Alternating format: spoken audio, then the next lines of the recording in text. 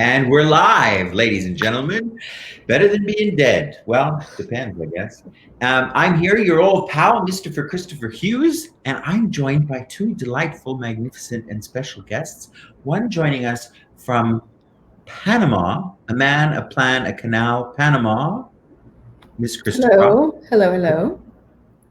And also Miss Becky Vanis. Hello, Miss Becky Vanis. Hello. Hello, everyone. Excited to be here at the show. Yay! Well, we've had a break from this show for maybe 2 weeks. There was things going on. There was classes at the same time as the show, so it wasn't able to happen. So this is the Saturday morning cartoon edition for me in Australia, but you guys are in a different part of the world. It's your Friday night, I suppose. So yeah. We're here to talk about power. I love this topic so much, Chris. What do you choose to diminish your power? Yeah. Well, I changed the title of this class because that's the class that's coming up next week. And originally, I called the class How to Have More Power. And I was talking to Gary Douglas about it, and he went, you're going to get a lot of people who are interested in power, as in power over another, as in the hierarchy sitting on top of other people. But what we could look at with this class that would be more empowering was, what do each of us do and choose that is a diminishment of our power? And he gave me a couple examples of that. We were looking at a mutual friend who every time this friend used to choose a relationship, he would give all of his power away to the woman he was with until he met the woman he's currently with, and it was totally different. So a lot of people, that's what they do in relationship, but in certain areas, there's this thing that we do or choose where we opt to give away or diminish that which we could have and choose. So I think first of all, though, I want to hear from you guys. What is power to you? Well, power to me is having access to all choice all the time. If I were going to put it simply, like power is the ability to make another choice in any particular moment. And I have that most of the time, and then sometimes I just give that away. And so that's what I'm looking at. Oh, I love that. And I just did a call on this, like I am power. And it was so cool because what came up was was really just being you. Like when you're being you, like you're embodying everything. And yeah, so although then you go, what is being you, right? But yeah, so when you're being you, it can actually be that simple. Yeah, no, totally. But the funny thing is, those of us who are seekers, who are searching for something and searching for what it is to be all of us, or some people would say, be my authentic self. The funny part I find about that is sometimes we think we need to find this defined version of who we are as though that is being us. But the beauty of being us in truth is we have the capacity to do what Chris said, is choose to be anything. When we're truly being us, we have all choice available. It's not like, oh, well, I'm this kind of person when I'm truly being me and my authentic self. So I always choose these things. Do you know what I'm getting at? Yeah. That's awesome. So maybe in that scenario, Chris, we're diminishing our power by choosing definition. Absolutely. Because every time you choose definition, you limit the menu of choice down to these things that you've decided are appropriate for you. It's just a limited menu. I don't want like the ultimate infinite menu. Just can I have the limited menu, please? So I can. Yeah, I don't want too many choices. Just a little bit of choices. It's like going to shop for a new outfit and walking through the shopping center and looking at the outside of the shop and going, well, based on who they're marketing to, this isn't a shop for me. Yeah. Yep. I have to let my body do the shopping so that I don't head trip myself out of possibility. because it's so easy to do that. It's like traditional marketing is geared towards, niche, which is the limited menu, but your body has awareness of all possibility. And so, when I head trip, that's that diminishment. And then when I let my body, I'm like, body, show me where to go, and just follow it. Yeah. And what would that be for you, Chris? Yeah. Well, what would power be for me? Mm-hmm. Yeah. Power is having access to all energy, and to me, it's eliminating the place where you function from I can't. Like I remember even when I was a little kid and I would be talking to my mom about something, or she'd be trying to get me to do something, and I would say, I can't. And she would always say, yes, you can. That's the one thing you're not allowed to say. You always can. Yeah. And I don't know, I think I shared on the Clarity Night I did a couple weeks ago a story about how this class came to be. And it was Gary saying to me once, oh, it's too bad you don't have more power. I was looking at some things that I couldn't change, or my point of view was I couldn't change them. And he was like, oh yeah, it's too bad you're so pathetic. So to me, power is that it's owning the places where you can change and choose anything. You can have any possibility. You can reach for any target and always hit the mark. Like, that's the thing too that I've recognized is every time I've increased what I'm asking for and reached for something bigger, there's this moment of, ooh, am I going to get there? Am I going to be able to make this happen? Am I going to do it? And I always do. Mm-hmm. But I'm not saying that just about me because I'm better than everybody. Like, I want everyone out there to look at this. Look at every time you've reached for something. We always get there.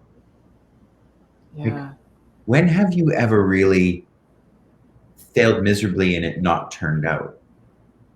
Even when you think you're failing miserably, it works out. And you're usually wrong about the fact that you're failing. So. Yeah. Well, and then sometimes things, they always get there. Sometimes it's a little slower. Sometimes it's a lot faster. And thank you for that. Because I totally get when I'm not being the power and potency that I be is when I've included problems. And it still will, I'm such a creator of magnitude, and I know many of you are on here. It still comes, but that's when I find it's a little bit slower, is when I'm like, this is stopping me, or this is, coming about. So I think for me, the only thing that will stop my power is problems. Chris, let me ask you something about problems, that. Actually, yeah. I love that you said that, Becky. Okay. Chris, Yeah. Is there power in creating problems that we're not looking at? Yes. Absolutely. Okay, and this is what I've noticed a lot of people do, and myself included. I'm taking notes. Hold on. Taking notes. At your journal. That conversation that I had with Gary that inspired this call, I'm managing the antique guild here in Australia. We have these antique shops, and he and I would talk every day, and I would tell him what was going on and what the problems were. And that was where he was like, oh, it's too bad you're so pathetic. And in that business, my point of view of the problems always were the invoices to be paid that were sitting on the desk of we owe the rent, we owe this, we owe that, we've got to pay all these bills. And I was like, oh my God, are we going to make it? Are we going to be able to get all this done? And every time it looked like everything was about to be in major trouble, like that, I would sort it out. And I would do what I would call pulling a rabbit out of a hat, which is the ultimate display of your power, right? The magic that you do to make all the problems go away. But then I had to realize that everything in your life is based on your point of view. So if everything is based on your point of view, the problems you're creating are also based on your point of view. And how many of the problems in your life are you creating to prove that you can fix it, you can sort it, you can create magic, and you have power. Yeah, that. Like, there is no invisible force against you. No. The universe is not conspiring to stop you in anything. Everything is your creation.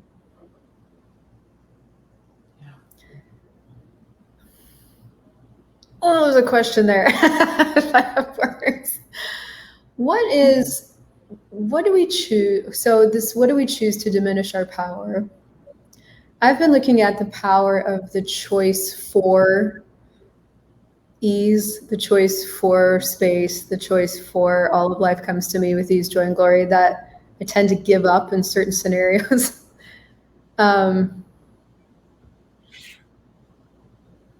What is the power in giving up my power that I'm not looking at?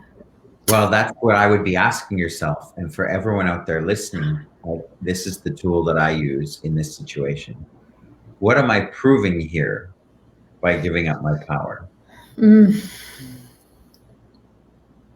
Great. On the flip side, one thing the tool that I use when I'm entering a situation where I'm anticipating a problem, as Becky put it, I love that you brought that up, Becky. I will often ask, what would it take for this to be ease? Like 2 weeks ago, I had to have a tooth removed, and I was like having a bit of anxiety about it, not really excited about the possibility.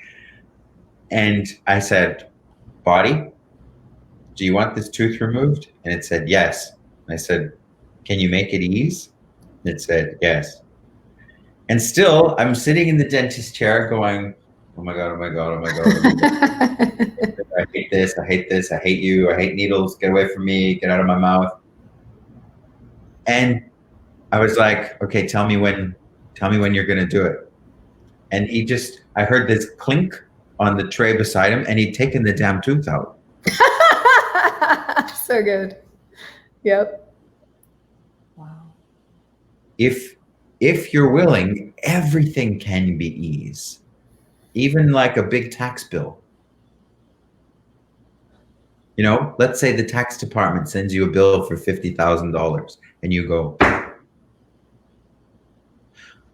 what can you choose to make it ease? So it's interesting for me personally, because I find like bigger things like that a little more simple to choose power about.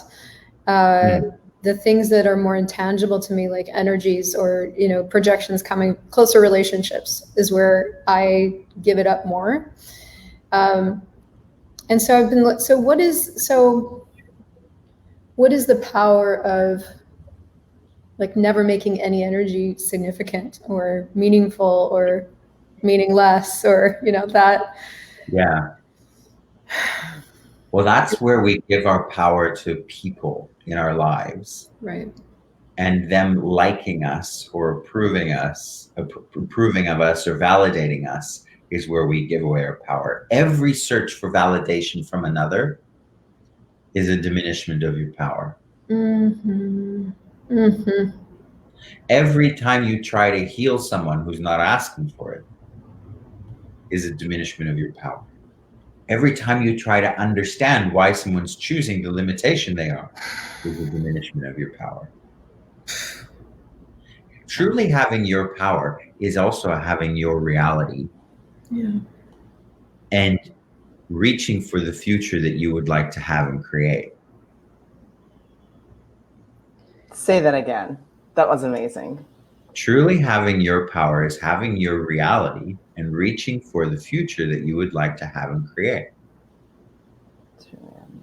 And not giving it up for anybody or anything. It's being willing to go there no matter who comes along for the ride or who approves or even tells you it's possible. Thank you for that.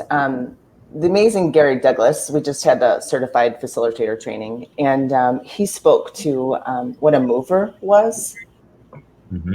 And don't quote me, please, but I have never heard it before the way he said it. And he said something that, so most people can't hear you because a mover will be speaking to the future. Mm-hmm. right?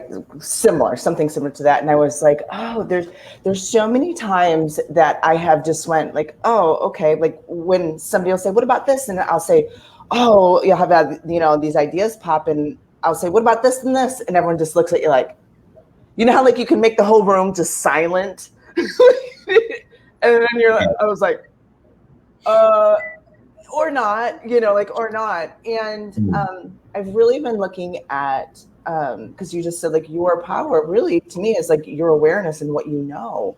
And if you are willing to know what you know and be aware of the future and say wonky, wacky, crazy things that whether anybody in the room get it or not.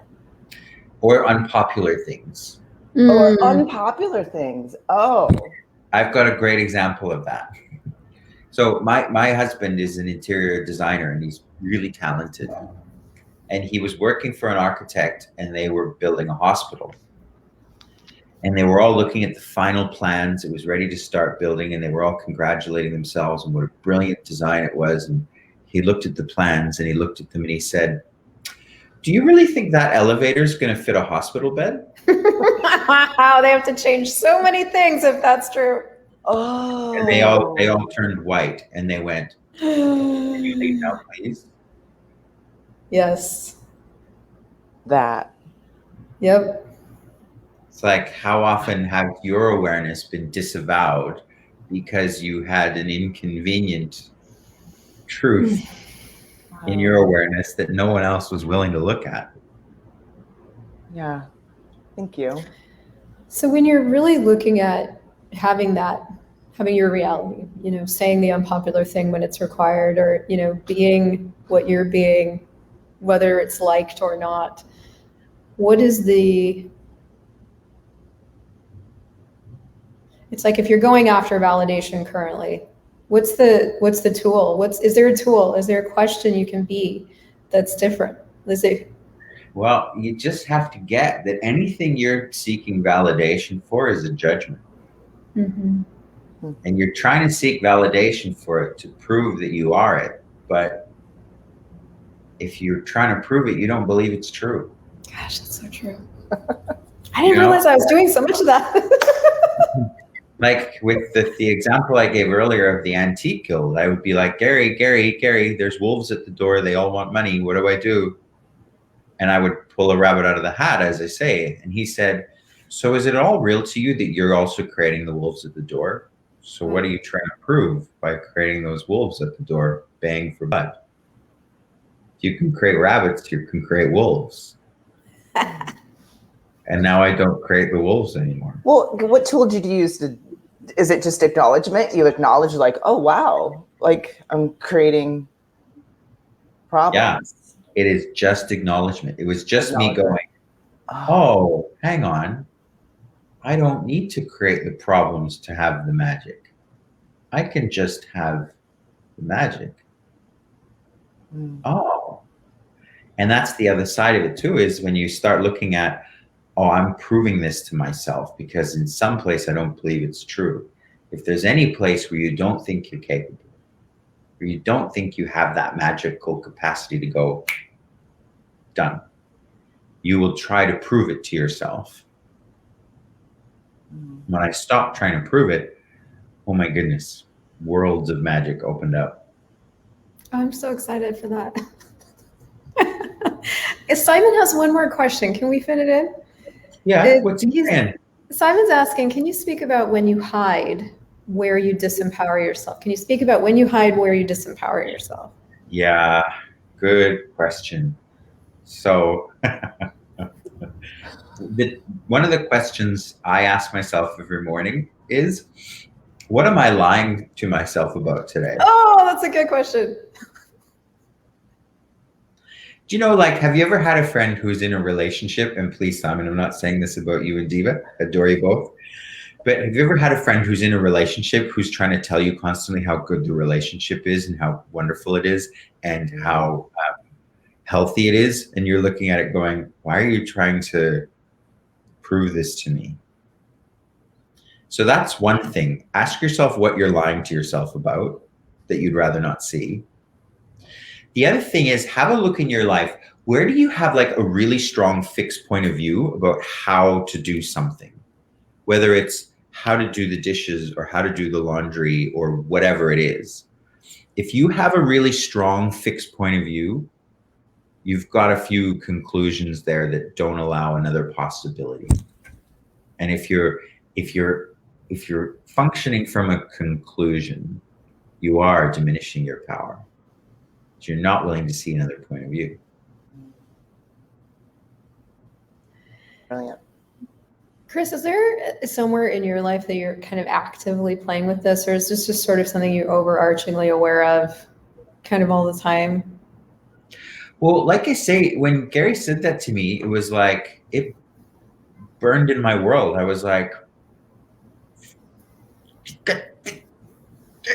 I do so have power. I'm not pathetic.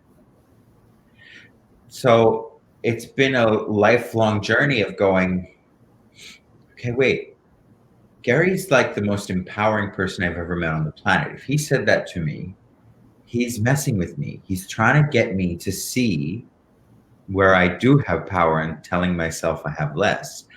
And I mean, I have to use this still every day. Like I said, right now we're moving one of the antique guild shops, and the shop we're moving into, it's next door to Louis Vuitton and Chanel. And we have to do this big building works to have it the standard of this shopping center.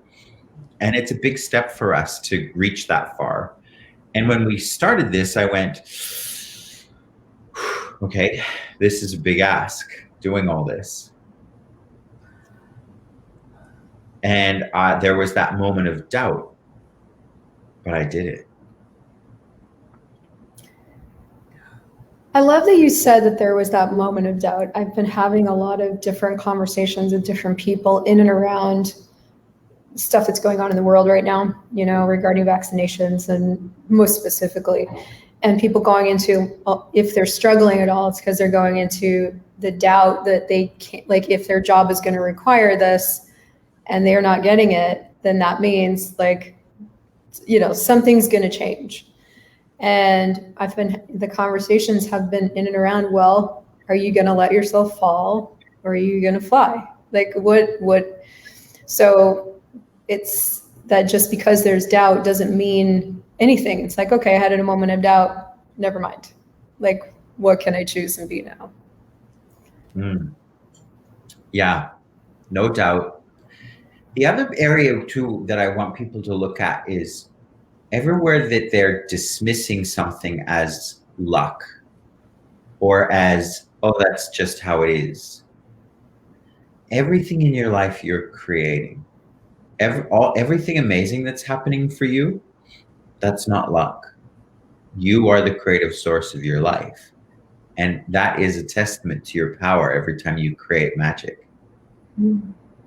I was always told when I was a kid that I was very lucky. And my mom would say, every time it looks like you're about to fall in a pile of shit, a bed of roses springs up and catches you, but there's no thorns magically. And I didn't realize until quite late that that's a dismissal. If you call yourself lucky, you're a victim of circumstance. Right. But in truth, I create all the luck that I experience. And so do you. And so does Becky. And so does everybody else. Yeah. So cool. Yeah. I love that. So we're never the problem. Like, no. We make ourselves the problem, and that separates us from the power. Yeah. That we truly be. Well, how I see problems, you don't have any problems from my point of view. Mm-hmm. You have points of view that have motivated choices that have manifested as problems, quote unquote. Yeah. All you have to do is change your point of view. Yeah. Well, and what I love about this and the way you speak to this, Chris, in this conversation is that the class that you can have coming up doesn't have any prerequisites. Is that right? That's right. So if you're listening to this and you're like, wait, I think I have problems and I create problems, there's like, there might be something else for you here. Maybe, Just but probably not. Maybe, No. but probably not. They're pathetic too. Yeah. And they can't afford it. Exactly. And they can't afford it because you got no power to create any money. Yeah. Well, what I also was looking at recently too, like I'm in a lot of different classes, and where it was like, wow, I was aware of an energy. Is it like, do we create problems to have questions? To like even have something to speak to talk about. And I was like, oh, it's even kind of what you're talking about is just, I was like, I wonder if when we create problems is because we're bored. So, because we're creator of magnitude, right? Like we'll create. So is it, we're just always creating when we just haven't acknowledged creation versus problems, or possibilities even versus problems? Yes, and we like to have the illusion of choice. What? The illusion Say more. of Say more, you. Wait, I'm getting my notepad back up. The illusion of choice. People, when they're overcoming a problem, will think that they're choosing something greater. But true choice only comes when there is total allowance and no judgment. Overcoming a problem requires the judgment that there's something wrong to be overcome. And you know what I realized? In that space, there's no fanfare. Nobody knows you did anything. It's not significant. It's like the art nothing of to talk silence, right? Like if truly, like there's some amazing calls to different things with really the art of silence. And I love your hair. Yeah. And I've been looking at that of really, not having to have acknowledgement, doing or being and creating something not for and anything, but just because you get it, going to create greater for you, the planet or whatever, like your target is. Yeah. Can you say it again? You said something so good about true choice. True choice is... Yeah. Most people aren't really making choices. They're trying to overcome a problem, and it's all motivated by judgment. Like they've determined that they've got a problem in their business, or a problem with money, or a problem with their bodies, or a problem in their relationships, and they're trying to overcome a problem. But when you're overcoming a problem, you've got so much resistance in your world to that thing you've decided is wrong. You think getting over it is choice, but it's not choice. What is it? It's actually giving the problem more power. That is a diminishment of your power. True choice, when we started this, I asked you guys what power was. You said it was choice and the ability to choose, and it is. Yes. But true choice doesn't have a judgment. Yes. And it's not motivated by overcoming a problem. True choice is, yes, I'll have that. Let's go giddy up. I'm seeing so many places where I'm using a lot of energy to do things that I don't need to be doing. That's amazing, Chris. Thank you so much. You're so welcome. Yeah. Well, Simon says, what's funny is I said to the universe, okay, I would like to do this class, so please show me the money. And then within 6 hours, it was there. Boom. This is your power. Yeah. What would it be like if we had that all the time?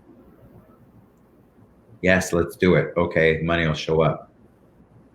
Like, money is one of the biggest places where we diminish our power and go, I can't because. Any place you have an I can't and an I can't because, that's where you're diminishing your power. Yeah. Even if it's I can't because I'm a woman, I can't because of my age, I can't because of X, Y, and Z. I don't speak the language. Yes. My butt is too fat. I can't because of COVID. Yeah. Yes, exactly. But that one's valid because everyone's doing it. Yes, okay. So everyone agrees that that has more power than us, so it must be true. If everyone agrees on something, that makes it true, right? Well, it creates a reality, that's for sure.